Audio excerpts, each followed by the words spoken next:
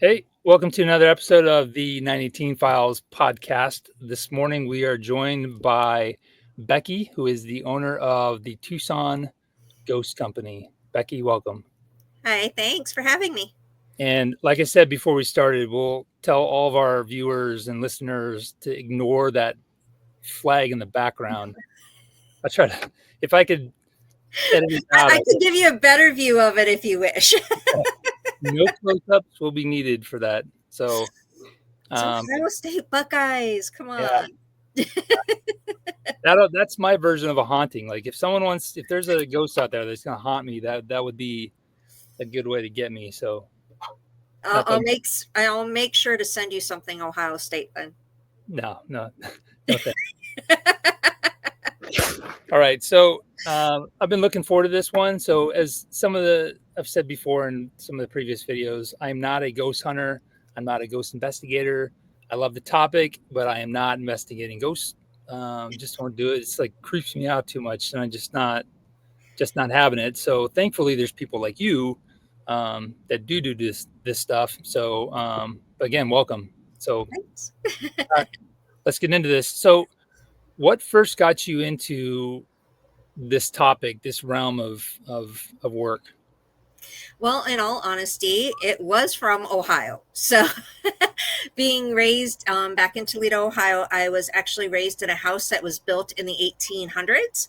And so that house was haunted. So, I kind of grew up around the paranormal. Didn't really talk about it when when I was younger, it was something you didn't talk about. But I've always had experiences. So, it really got me interested in it. And that's how it came to be. My curiosity just kind of took over. Very cool. Yeah, because I grew up part of my life, like my early childhood. My mom's from England and my dad was military, so we grew up all over the place. And we lived in England for a little bit, and it was just kind of like the homes there, and just Europe in general. The homes are like 1600s, Yeah. 1500s. So when you start getting to the realm of like the 1800s and stuff in the United States, that's a pretty old house. But and then there's always history, because my mom would always say, like, people get attached to things, Yeah. and a home is a really big thing. So, Yes. and people get attached to their homes because they love them. It's where, like, there's tons of memories there. So Exactly. so was there like a moment, like a specific moment, specific incident that kind of happened in your life that was just kind of like set you down this path? It was actually back in Toledo. It wasn't in the house that I was raised in, but in an apartment that I was living in as an adult. And I knew something was off about the apartment. I could tell that I was always being watched, stuff like that. And one night I had a picture on a wall flip, and the frame, the glass and everything broke, but the frame stayed on the wall. But you know how they have the little hooks, that you hang up the photos on? That was facing out. So I couldn't explain that. I couldn't explain how a picture would flip on a wall. And that really got me researching the paranormal. Yeah, and that would be a moment where I would be like, what does my lease say about moving? Like, can I get out of this lease right now? Stop flipping around. Yeah, it was a weird apartment. I always got weird vibes in it, but that picture frame flipping on the wall really just got me wondering how and why and what. So, Yeah, because when stuff starts moving on its own, that's when it's mhm. just kind of like, there's actually one of the things, like I said, we don't do ghost investigations. We will at times like help people out because I'm just very empathetic, and I try to help people when I can. And Mhm. we had one case where the lady was very adamant about it, where she was talking about stuff was moving in her house, light switches were moving and stuff like that. So we actually went out to the house and we were like, okay, let me try to appease stuff, because I used to be Phoenix PD, and there'd be times where you would talk to people and they clearly had like some form of mental health issue, and you were just trying to like help them out, Mhm. to try to calm them down. So that's what this lady was, where I was kind of like, okay, I'll go out there and just kind of see what's going on, because she was close by. But I kid you not, we were in the house and she was like, yeah, my TV turns on, my light switches go off and all these different things. Or so we had the EMF reader thing, Mhm. and I was kind of walking up the stairs.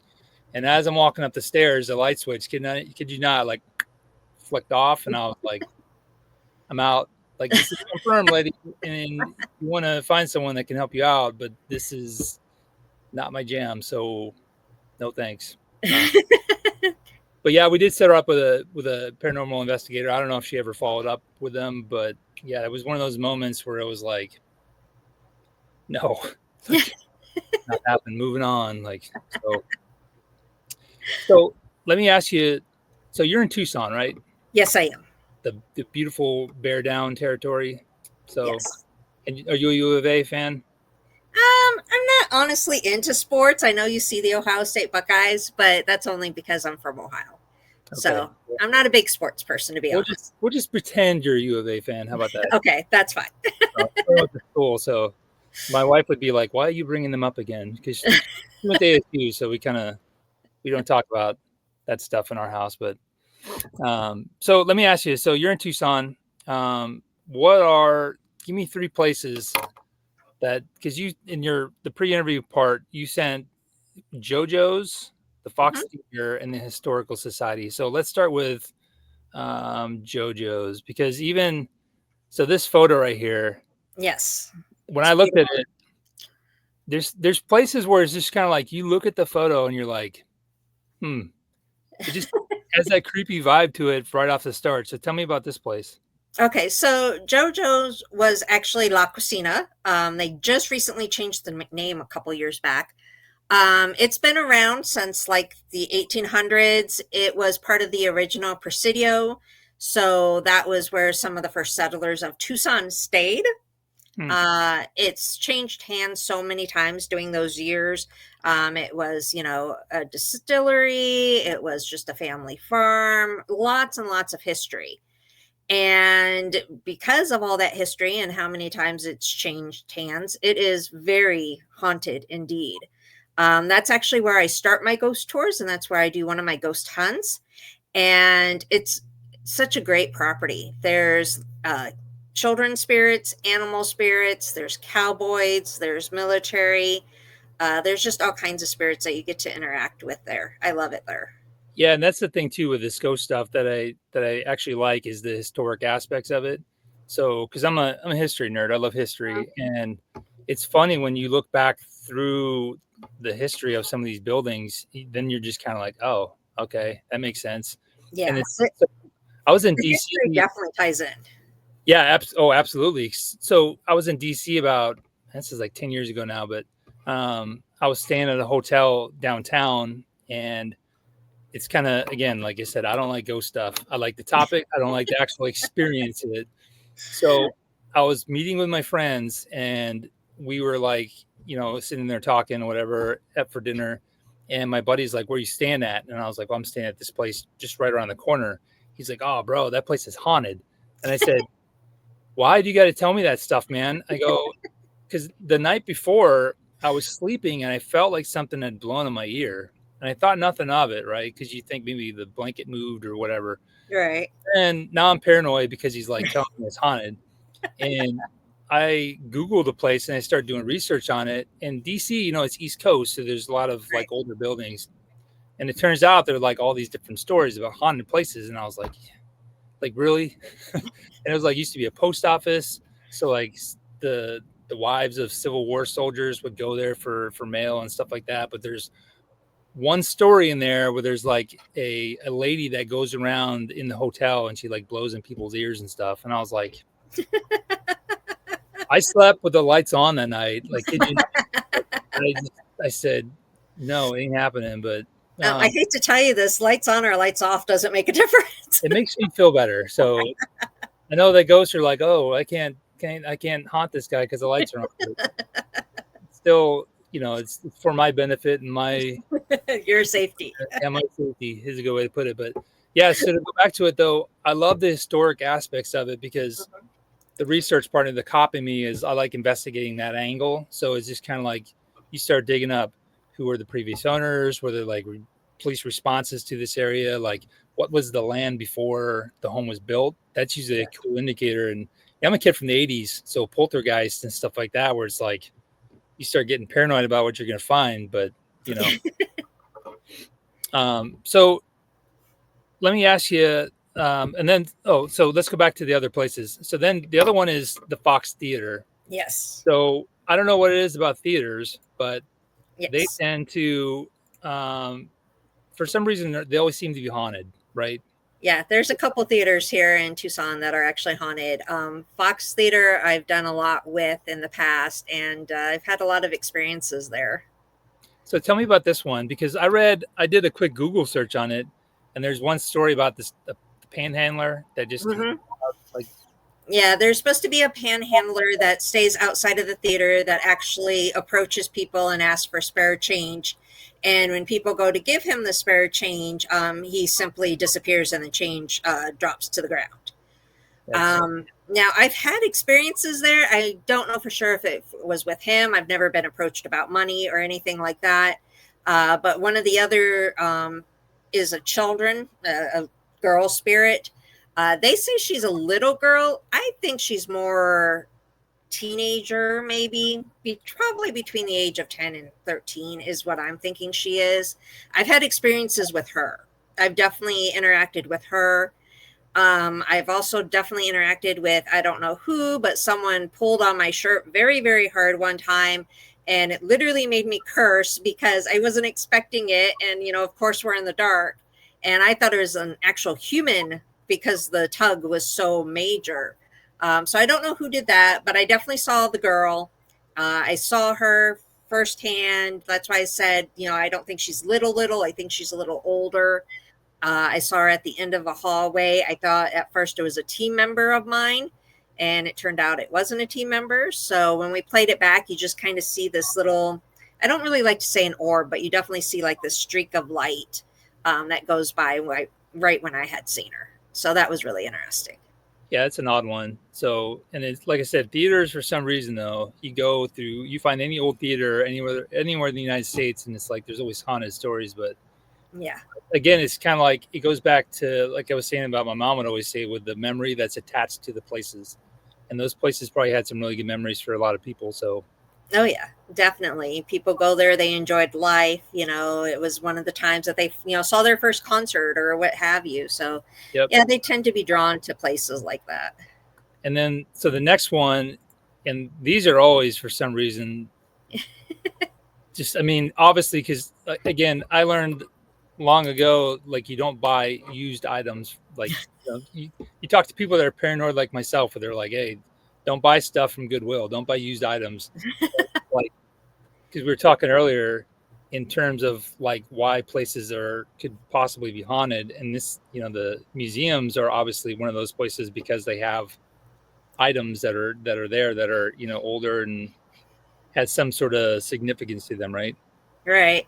Well, that's true for all museums. The History Museum here in Tucson, I work with about once a year. We do events there around Halloween time, and we do a ghost hunt usually every year. And we've done that for the past like 3 years, I think it has been.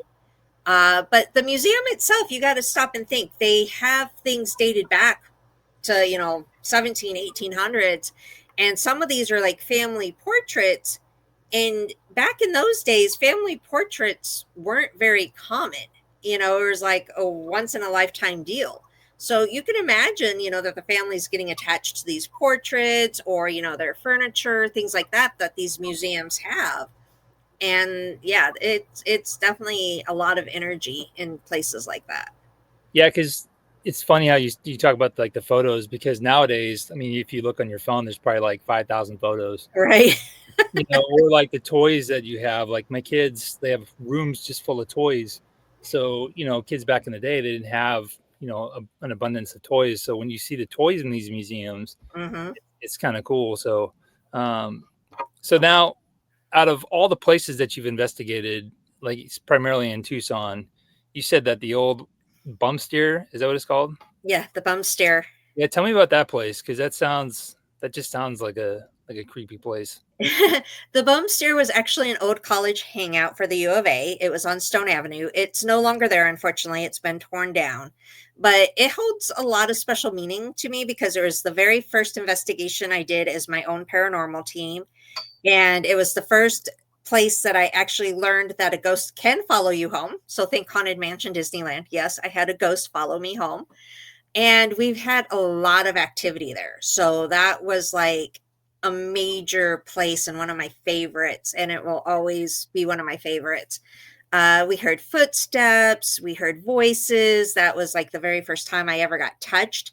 Apparently, the one spirit that followed me home had a thing for redheads, and he liked playing with my hair. So whenever I went there, my hair would get played with. And we actually got him to admit on an EVP, so on the recording, that he was the one playing with my hair. So that was really interesting. Interesting is not the word I would use, but like creepy and a whole bunch of other different words. So, but yeah, that's cool. But it tells you a lot. That's why, like I said, I lived a lot in Europe because of being in the military. But it's cool that when you go to Europe, a lot of these buildings are so old, because the American way is kind of like tear it down, build something up, build something new. So you kind of lose that Mm-hmm. that piece of history when they do that type of stuff. But because this place sounds pretty cool Yeah. during the daytime. Yeah. And unfortunately, it's gone now. So, Yeah, that's yeah. unfortunate. Yeah. So out of all the things, because some of the stuff you already talked about, I think personally would be creepy level 10 that I would not want to deal with. But what's the most chilling thing that you've ever experienced from doing this line of work? Well, a lot of normal stuff for me and not normal for other people, I understand. But, like being touched, having my hair played with, I've been scratched. Um, Lots of recordings. In the recordings, they will say my name. I always find that cool when they say my name in the recording. But I think one of the major things is I've seen apparitions in my own house. And the one thing that we have caught that I found so amazing was we caught a shadow behind me at one of the investigations, and the shadow just stayed behind me and then it like disappeared down a hallway. And that person that created that shadow or that spirit, um, that one ended up following me home too. So that's on my YouTube channel. You can see that. But it's definitely a shadow that's caught behind me. And that was really interesting. Yeah, and if you send me that link, we'll share it to our social media stuff, sites and whatnot, so everyone can see what you're talking about. So, um, have you ever felt like overwhelmed or unsafe during one of these events? Yes, definitely. There's been times that I had to remove myself from a situation because it got too intense, or um, more along the lines of it's made me feel sick. Like I've literally gotten really sick to where I've had to walk away and, let my body go back to normal, so to say, before re-entering a building. It's not fun, but I've stood my ground, told them that they're not allowed to do things like that, and then it usually ends up better. There's only been once or twice that I basically had to cut an investigation short because it was basically me not feeling well, and I just couldn't continue. Yeah, and I've heard plenty of stories about that stuff happening where people just kind of get sick or nauseous or they just feel ill and they want to leave. So, Yeah, but that's a hard one to deal with. I do my best to always stay though, because of the fact that these people need help. Like I said, there's only twice that I removed myself, and one was an actual investigation that I did, and I asked them. I'm like, you may want to get the house blessed and looked at, and I'll come back. But the other one was a public thing because I tend to do public ghost hunts and ghost tours. The other one was a public one that I went to, and the reason I had to remove myself is because I people say I'm like a sensitive and an empath and psychic and all this stuff, but I tend to put those to the side. I don't like to use those. But at this one location at the public ghost hunt, there is drunk people, and they were tormenting the spirit, and I could feel the anger that was building up from the spirit, so I had to leave because I didn't want to put myself in that position. So that was a public thing, but I've only left like one residential to where I couldn't take it anymore. yeah, and you kind of touched on two different things. One is the fact that, again, I always refer back to my mom because she was such a big influence on me with this type of stuff, where she would say that either you had it or you didn't when it Mm-hmm. comes to like being able to experience these type of things. And who knows what that thing is. All Um, right. but some people have it, and then some people are just kind of like, I've never experienced anything, and I have no idea what you're talking about, and this stuff is crazy.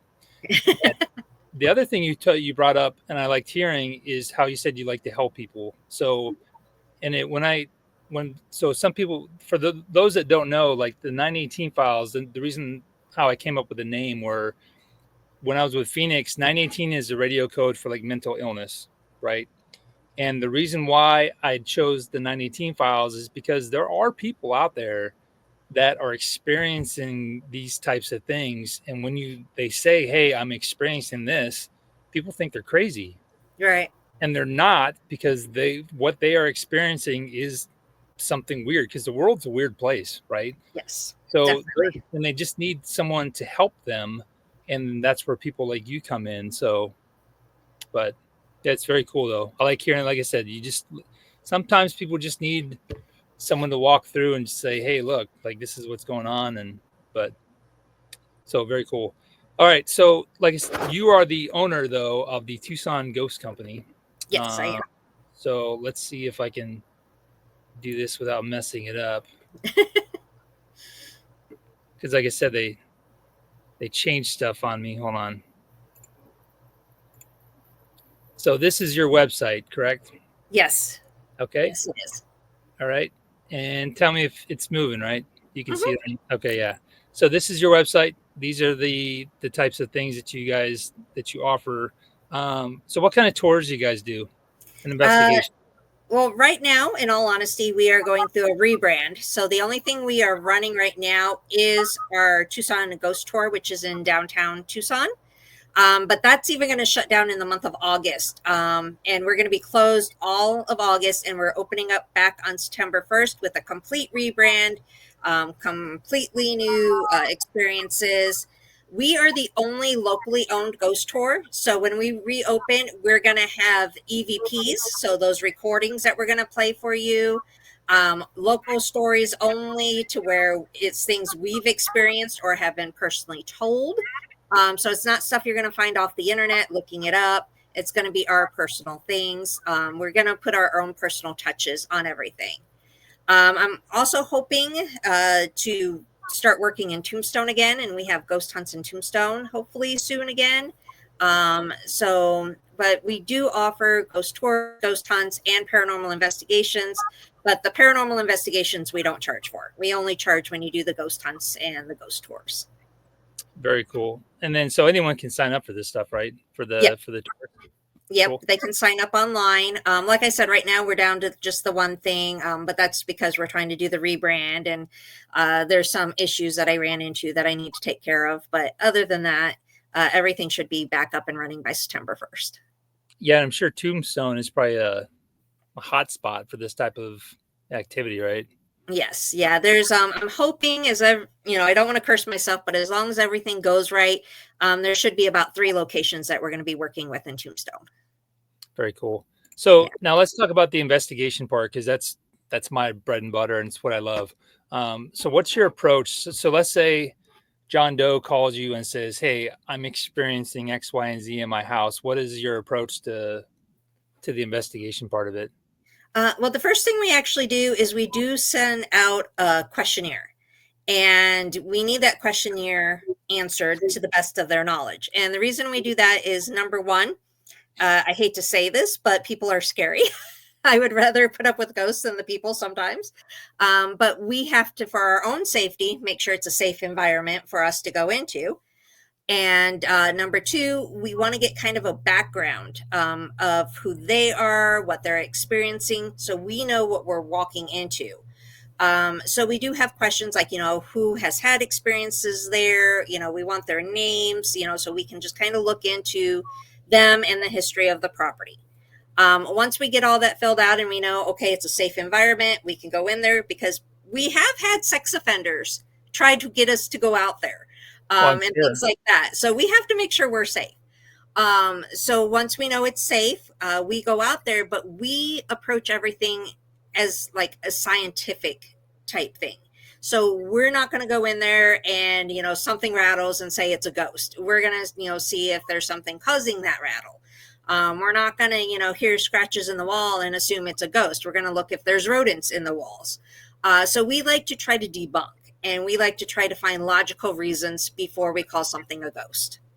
Good. And I love hearing that, because a lot of times there is a natural explanation for what is going on. Yes. What I don't like, though, is when people are automatically like, that's what it is. There's a scientific reason for it. And it's just kind of like, it's no different than the opposite, though. You know what I'm saying? Where it's Mm-hmm. just kind of like, oh, it's got to be a ghost. It's Yeah. like, no, it's when you go in there with an open mind, it's kind of like from law enforcement when you go to a call and you're automatically like, let's say like domestic violence, and it's like, oh, it's got to be the husband. And there's been plenty of times where I go there and the wife is the one that I'm like, man, I wouldn't even want to fight with her. Yeah. So it's, it's just type, you just have to go in with an open mind. And that's, you touched on a good point, though, for anyone that's listening right now, that's looking at doing this type of work on their own, is be very careful, because there are people out there that are legit bat blank crazy, and they are not interested in, they have like legit mental illness, or they just have bad intentions. So do your Yes. homework before you venture into this type of work. But yeah, Yeah. but back to, like you said, I think it's really cool that you guys go in with the open mind and you're not necessarily looking for, ghosts, stuff like Yeah, that. definitely. We don't use psychics, mediums, nothing like that, because of the fact that whatever we do capture, we want the proof. We don't want to say, oh, we felt this, or, we think we saw it. No, we want the actual proof.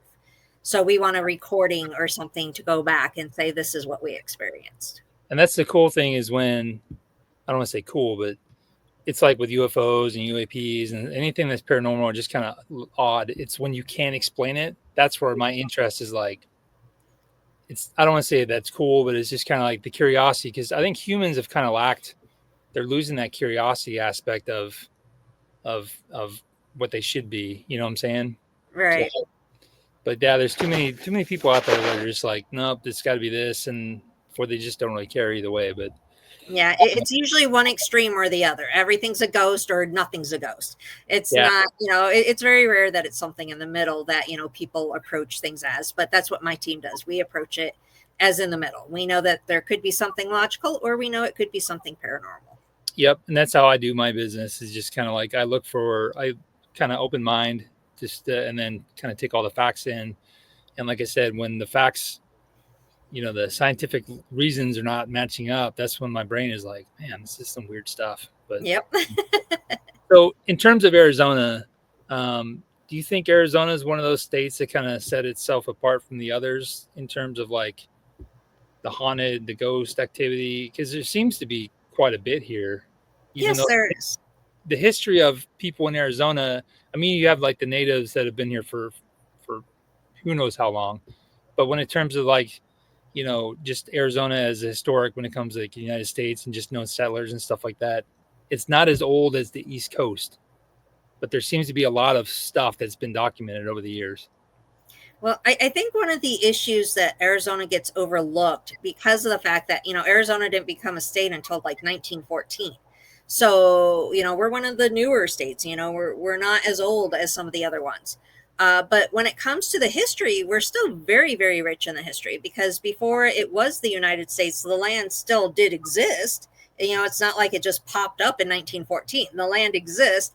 And, there was, the Spanish, there's the, Native Americans, and, all that did still happen. We still had like the wars. I mean, think about it, Tombstone and all that happened back in the 1800s before Arizona was an official state. Um, so I think Arizona gets overlooked a lot. And, people only think, oh, it only dates back to like maybe the 1800s. But in reality, it dates back years and years and years before that. It just gets overlooked for not having that so-called American history before the 1800s. Yeah, and if anyone watching or listening wants some cool topics to kind of to dig into, to go down that rabbit hole, look at some of the stuff that the like the Navajos and Apaches and stuff like that.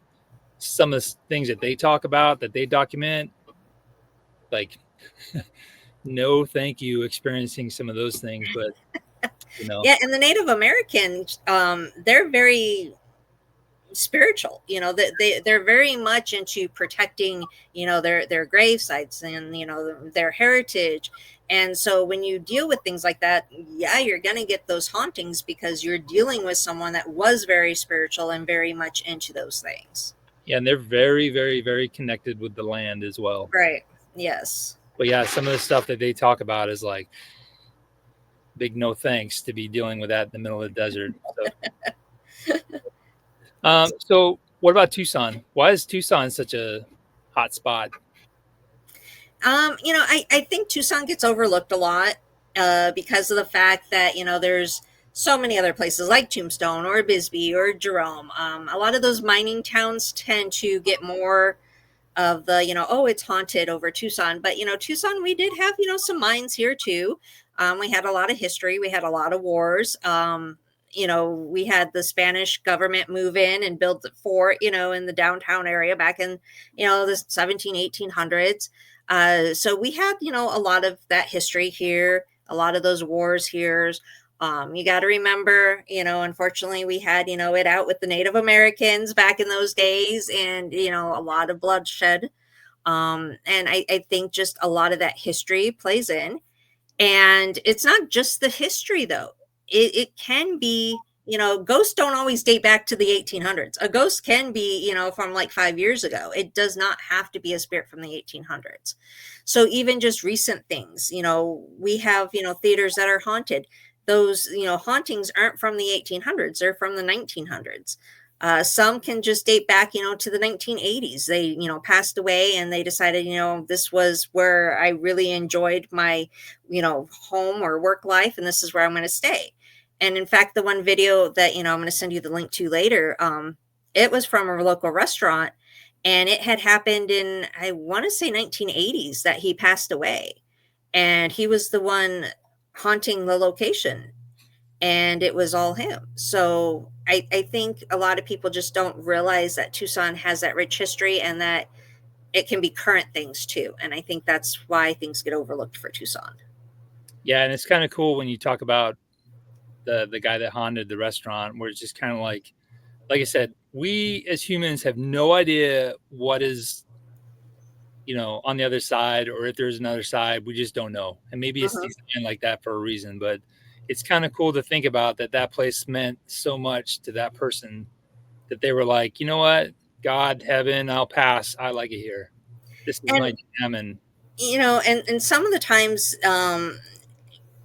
they stay because they're afraid to move on. So maybe they're not really passing on the heaven or whatever. It's because they're unsure of what is beyond this, and so they attach themselves to this. it's their place of comfort too. So, Yes. or Yes, maybe, exactly. yeah, which is kind of cool. So, all right. So now let's say you have someone that is kind of interested in doing this stuff, and they maybe want to join your team, or, you know, they just want to get involved more. What would you recommend? Well, for starters, I would definitely recommend research and more research. It's not something that you want to take lightly, because if you just watch the TV shows and just go in thinking that, you know, you can do this or that, you're going to end up hurt. And not only am I saying in a ghostly way, but in physical ways. We never trespass. We always have permission. Some of the places we go are falling apart, so we have to be, you know, careful. We always have groups of two at least. We never do it by ourselves. So you need to know safety. You need to know history.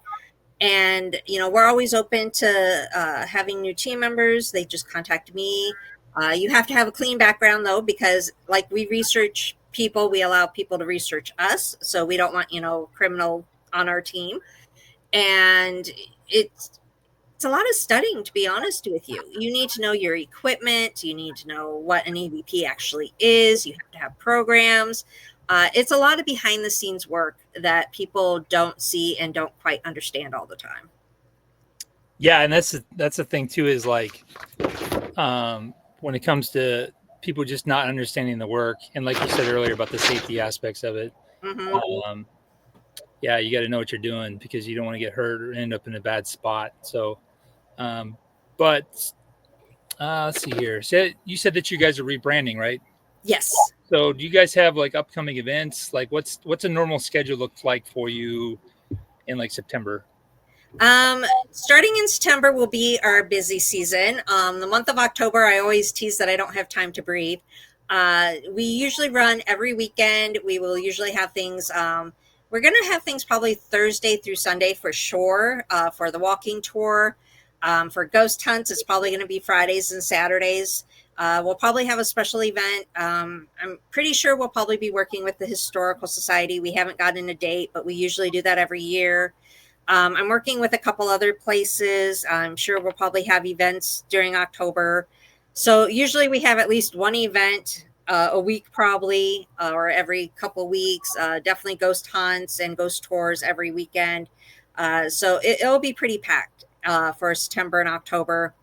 And then things will kind of slow down in November to where we'll cut back. Um, the ghost tours will run weekly, but the ghost hunts will be like every other week. Very cool. And then you said it's the Tucson Ghost Company.com, right? Yes. Yes. So, and then I'm going to show you this. Let's see if I can make it work. So you can see the shared screen, right? Okay, hold on. So you're going to like this. Our next book that I'm working on right now is right there. The ghost cases. So it's kind of funny, like when the character in the book is basically based off of a buddy of mine that does private investigation work, but it's named after my great grandpa. But and it's my personality too mixed in. And yeah, he basically just doesn't want to do the ghost cases, but he still helps people out. So when I finalize, I'm going to send you a copy. Oh, thank you. I look forward to it. Yeah, Yeah, I'm actually in the process of writing my first book too. So very cool. And then if you're lucky, we'll add the Tucson Ghost Company into the mix. what do So I have to do? Get rid of my Ohio State flag? maybe that's a good place to start, though. Let's look one I'll, last. I'll just cover it up. So very cool. Well, Becky, it's been a pleasure talking with you this morning. Do you have any parting shots, parting words?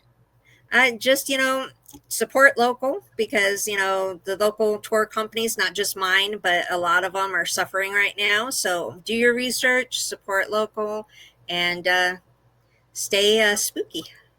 Yeah, and like I said, these tours are pretty cool. Like they don't.